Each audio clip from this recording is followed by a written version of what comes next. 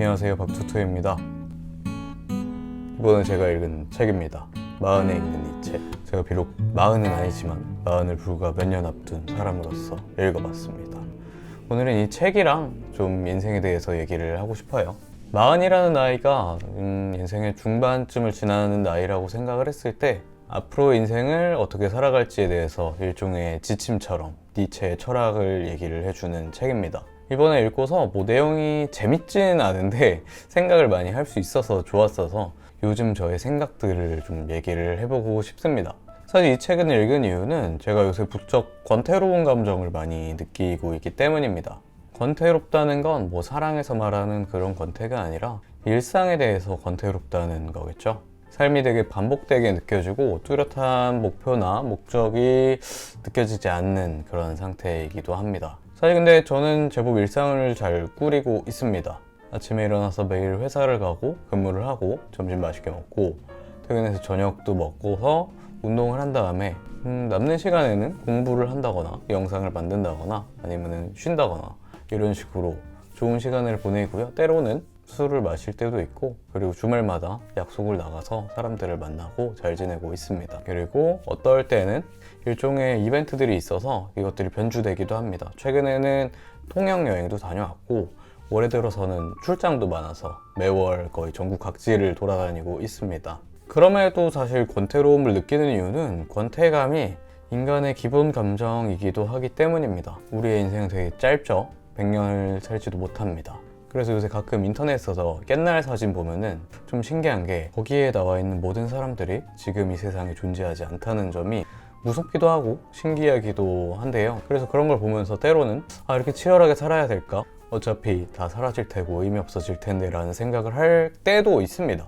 그런 허무한 감정을 느낄 때도 있고 그리고 지금의 일상이나 반복이 굉장히 편안하고 안정적이기 때문에 지금처럼 욕심 없이 산다면 만족스럽지 않을까라고 생각을 하기도 해요. 그래서 이런 거에 대해서 과거 선조들은 금욕적인 삶을 사는 게 최고의 가치로 여기기로 했던 것 같아요. 예전에 윤리 수업 때 배웠던 걸 돌이켜본다면 스토아파나 에피쿠로스 학파 같은 분들은 금욕이 최고의 가치로 얘기를 하기도 했고 플라톤 철학에서는 이데아라는 이상이 있기 때문에 우리가 결국 도달하지 못하는 그런 이상적인 세상을 설정을 하기도 해서 얘기를 하긴 했었습니다. 그렇게 우리는 많은 자극들이나 변화들을 억제를 하고 지낸다면 안정적이고 편안하게 지낼 수 있을 것입니다.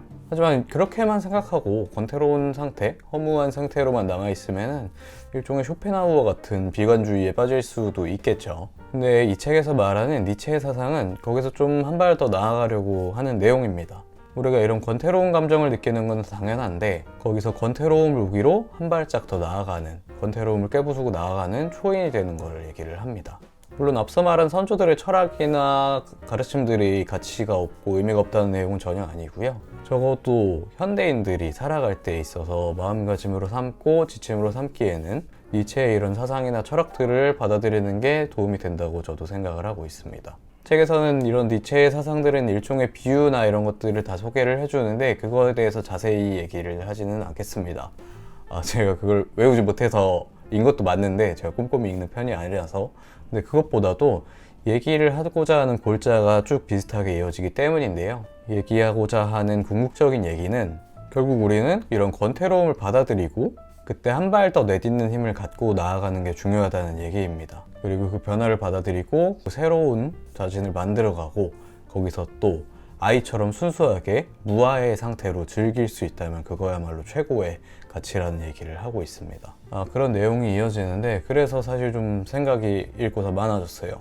제가 요새 권태로움을 많이 느끼는 이유는 가장 큰 거는 제 성장이 좀 정체되어 있다는 생각을 많이 하기 때문입니다. 먼저 저희 직장 생활에 대해서 얘기를 하자면 저는 30이 되기 전에 회사를 2번을 이직을 했습니다.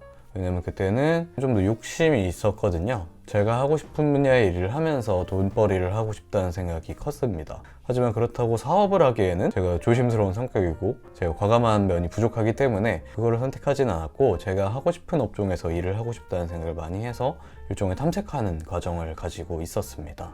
그렇다고 해서 지금의 직장이 그런 저의 욕구들을 다 채워줄 수 있는 최고의 직장이냐라고 물어보면 그렇지는 않습니다. 일단 지금의 직장은 안정적이고 커리어상에 도움이 될 수 있는 회사라고 생각을 합니다. 그런 점에서 만족감이 들기도 하고요. 그래서 지금의 회사에서는 지금 5년 넘게 근속을 하고 있습니다. 그리고 그 과정에서 가치관이 많이 변했기도 했습니다. 처음에는 못 모르고 회사에 저의 가치를 찾을 수 있지 않을까라는 생각이 욕심이기도 했거든요. 그런데 지금은 회사에서 내 진짜 값어치를 찾기는 어렵구나. 내가 진짜 추구하는 가치는 회사 이후에, 퇴근한 이후의 시간에 있을 수도 있겠다라는 생각이 들기도 해서 퇴근 후의 삶에 제가 하고 싶은 것들을 할 수 있다는 생각이 들기도 하고, 회사는 안정성을 얻기에 좋은 곳이지 제가 원하는 모든 것이 있는 곳은 아니다라는 생각을 하게 되었습니다. 그래서 이런 생각을 가지고 근무를 하고 있기는 한데, 그래서 일종의 안정성을 얻을 수 있었죠. 그럼에도 지금 권태로움을 느끼는 이유가 지금의 직무와 이 팀에 들어온 지 2년이 넘었는데 사실 업무적으로는 굉장히 편안한 상태입니다. 어느 정도 연차가 쌓이니까 새로운 일이나 이벤트들을 터지더라도 해결을 할 수 있고, 케이스들이 다 학습이 되었고, 그리고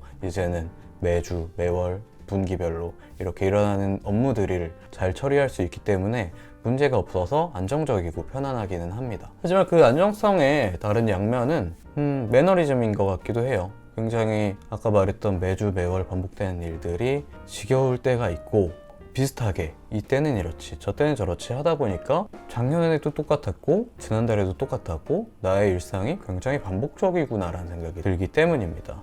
그래서 직장에서 권태로움을 느끼는 게 큰 이유 중에 하나고요. 그리고 또 다른 이유는 인생에 있어서 큰 변화나 이런 것들이 없다고 느끼고 있습니다. 사실 20살 때, 20대 때는 오늘 다르고 내일 다르고 다음 주 다르고 한 달 뒤에다 아니면 1년 뒤에 내 모습을 상상을 하기 어려웠죠. 구체적으로 그리기 어려웠고, 실제로 그때는 큰 계획 없이 퇴사를 하고 10일 동안 도보 여행을 간다든지 이런 큰 이벤트들이 일어나기도 했었어요. 근데 이제는 앞으로 내년에 제 모습 아니면 2년 후에 제 모습 이런 것들이 어느 정도 예상이 가잖아요. 그렇다 보니까 반복되고 예상되는 것들에 대해서 권태로움을 느끼고 있습니다. 지금 인생에 어느 정도 자리를 잡은 시점이라고 생각을 하는데, 그렇기 때문에 오히려 이제 내 인생에 있어서 큰 변화가 있기가 어렵겠구나 라는 생각이 들면서 매너리즘 그리고 권태로움, 그런 감정들이 범습해오고 있습니다. 사실 지금의 제 모습이 내적으로나 외적으로나 가장 괜찮다고 생각을 하고